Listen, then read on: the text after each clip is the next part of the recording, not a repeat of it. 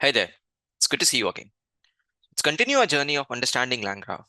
In this video, we are going to talk about how we can integrate external tools within a LangGraph workflow.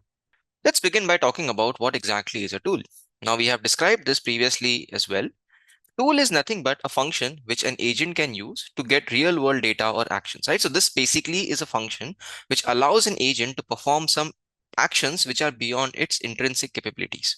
Right. So these tools extend the agent beyond pure text generation. Right. Typically, you expect a large language model to generate text, right? Tasks like machine translation, text summarization, information extraction, right? So all of these are something which are very much naive for a large language model. It is trained to do these. But if you wanted to perform tasks which are not that, text oriented, that's where basically tools help you out a lot.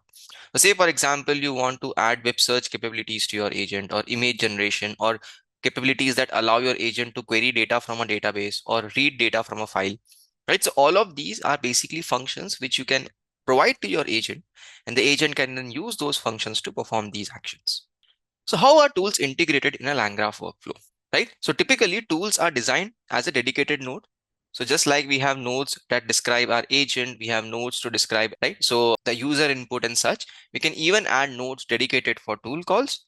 And then agent will decide when it needs to invoke that particular tool or call that particular node. We have an edge connecting that, and it is basically it is going to decide whether or not this edge will decide if it wants to invoke that particular tool or not. Right? And the tool results are then written back into the state, which can be used by the later nodes. And typically that's how a workflow within a tool is basically integrated.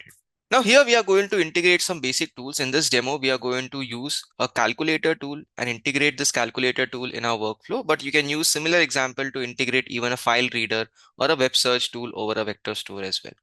Right. So here all of these are different examples that you can integrate, and a calculator tool is a very primitive tool which when required the agent can pass expressions and then the calculator can then return the results based upon that expression.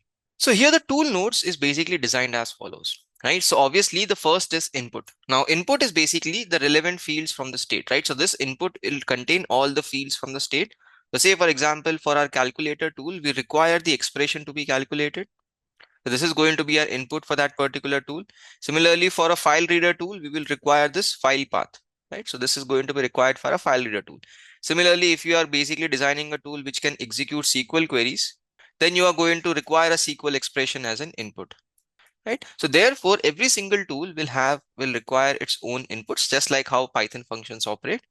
Then comes the core logic, which is nothing but the underlying Python functionality which performs that tasks.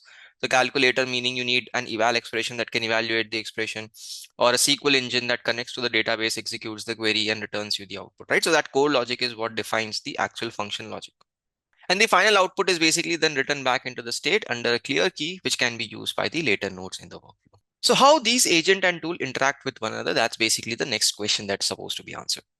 So what happens is that the agent is going to inspect the state and decide whether a tool is needed. So basically there will be a decider node which is going to decide if tool is needed or not, and it can basically update the state, and the updated state which can be read by the workflow will decide if this tool is supposed to be invoked or not, right? And the agent may set flags or write request into the state itself, and then the graph will route to a tool node and then back to the agent or to the output node. So based upon how your flow has been designed, so once an tool invocation is complete, that will redirect back to the agent or to an output node, whichever basically has been designed in the workflow. So what are we going to code in this video? So in this particular demo, we'll add a simple calculator tool node to the graph. Let the agent request a calculation based on the user input. So we will see how we can let the agent decide if this tool call is supposed to be invoked. And then we'll display the answer combining the tool output and the natural language. Let's dive into the notebook now. So now in this notebook, we are going to be integrating an external tool within our LLM planner workflow. So this planner workflow is nothing but essentially an agent which will decide when it needs to invoke an agent. So the goal of this notebook is to have a node which can contain the user input, then a planner agent which will decide whether a tool is required to be used and what are the arguments for that tool, what are the inputs for our tool. Then we'll have a dedicated tool node, which is our calculator in this case. This tool node will execute the operation which is provided in the expression, and the agent will then answer back, and it will explain the results in our natural language as well. So this is basically how the flow is going to look like. The user node will take the query. The planner node will then plan whether the tool is supposed to be executed. And based on the conditional routing, if the tool call is requested, we'll then execute the tool call. And then finally, the result from the tool call will be displayed in natural language by the agent itself. So as always, we are going to first set up our OpenAI. Now here, one thing that we have to do is we have to load our environment variables. So here we are going to import the .env, and we are simply going to run this load.env first. So this is going to load our environment variable or the OpenAI API key, which is going to be required for our operations. Then we'll set up our OpenAI client, which will allow us to execute any particular operation using the OpenAI API and run an agent in the backend. In the meantime, let's see what the state looks like. So this time the tool state that we are defining has messages that is going to contain a list of the interactions between the user and the assistant. User input, which contains the initial user input. The tool, and now this is basically optional. Now this is going to be set by the planner agent if and when it requires us to use that tool, right? So it is an optional. So this is basically going to set which tool is supposed to be used. None will indicate no tool call is requested. And then if a tool call is requested, then we will set the expression here, right? So if this particular tool is calculator, then it's going to evaluate this expression here. And then the calculation result is basically the final output that we have gotten from the result. And the result is the ultimate output. So this calculation result is the tool output. And this is the final response that we receive from the last node in our workflow. Let's run this state and let's continue there. After that, it's time to define our user node. Now this is the first node, and as always, this will contain the initial user message, right? So this is going to contain we are going to read the messages first. The user text is basically the input that we have received. And then we are simply going to append our user message using the user key. And then we are going to update the state with the updated messages here. Next up, we are going to define our calculator tool node. Now, this is a very straightforward node. Now, in this particular tool, what we are doing is we are using the eval package from Python, which the function is basically provided in Python that takes in an expression and simply returns the output for that evaluation. Here we are defining certain basic operations that are supported. So addition, subtraction, multiplication, division, power, and a negative subtraction. Right, so all of these are available, and here what we are just doing is we are simply defining a function which is going to evaluate the different expressions, right? So this is essentially what we are going to invoke at the time of evaluating an input expression string, right? So all of these are expressions that can be evaluated, and that's what we are doing here. And then over here, this is the node tool node that we are writing. Now, in this case, what we are doing is we are basically getting the expression first, right? So here from the state, we are getting the calculation expression, right? So this is the tool state. And the messages, we are getting the previous list of messages. We are then checking if the expression is existing or not. If there is no expression, then obviously there is no expression provided.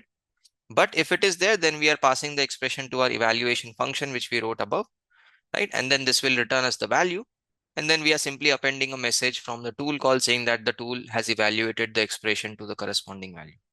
We'll then append the state by adding a new tool response, right? So just like we have response from the assistant, we have a response from the tool here. So hence we are appending that.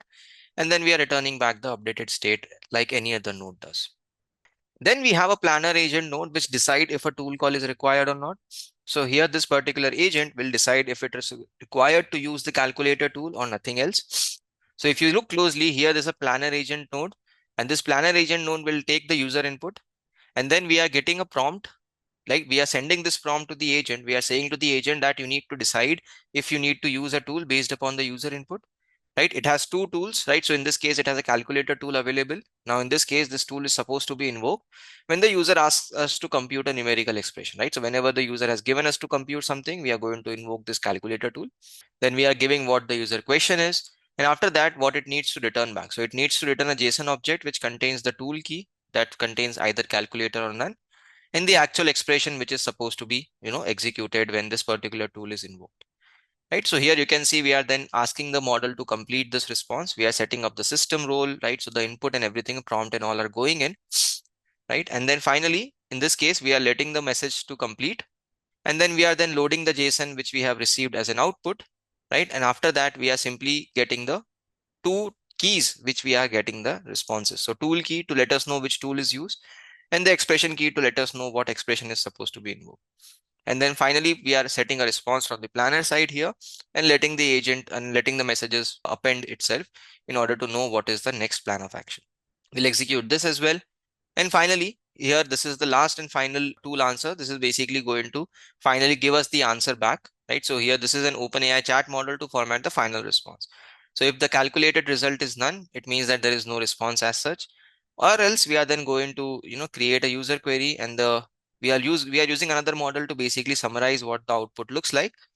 And then an answer agent node will essentially answer us back based upon the user input. Right. So this answer agent will basically then pass this entire answer back to the function, and then the model will then return back the answer.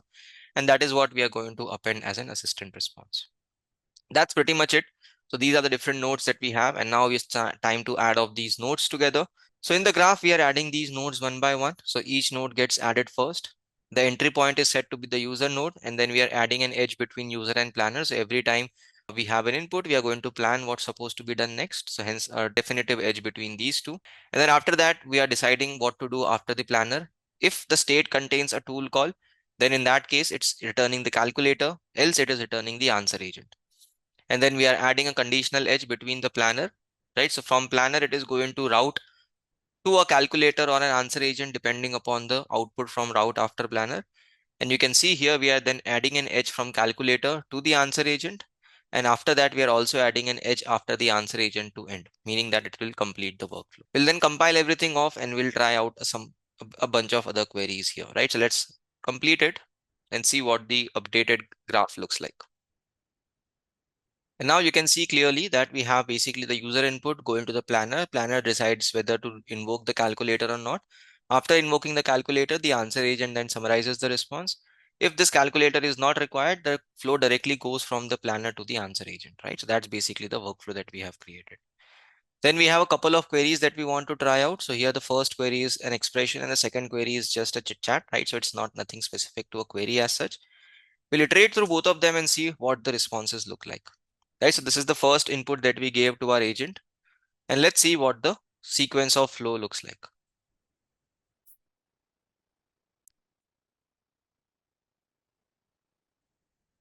So next up, we are going to try a couple of queries to see how this workflow is working. So here we have two queries, one of which contains calculation and the second one, which is basically asking the model to respond to a general query. Here we are going to iterate through both of these queries, see what the state looks like, right? So here we are going to initiate the state, get the result back from the workflow, and then iterate through every single message from the response, print out those messages and see what the result tool actually looked like, right? So we'll see what the tool call was and the final result, which is after the tool call got finished. Let's execute both of these queries one by one. So here we start off with the first query. Right, so here the query is what's 23 into 7. So here you will see this is the input from the user. Then the planner actually chose the correct tool, which is the calculator tool, with the right expression of 23 into 7. So when evaluated, the tool responded back with 161, which is actually the right answer. And then the assistant then summarized the result here in natural language based upon the result from the tool call. The second query was just tell me about something. All right, so it's about LangGraph, wherein the planner then just did not choose any tool because obviously there is no calculation involved here. And the assistant then simply summarized the result, right? So assistant then told us that LangGraph is a tool designed to natural language processing that helps us create and everything else, right? So this is the final result which is generated. And that's how typically tool calls work and how we can integrate tools within an existing workflow within LangGraph. As an exercise, we have options to add additional tools for you to practice, right? So you can add more tools that can do vector search, convert temperatures, order lookup, right? So these are some basic things that you can do to practice it more. That's all for this session. I'll see you in the next video. Thank you very much.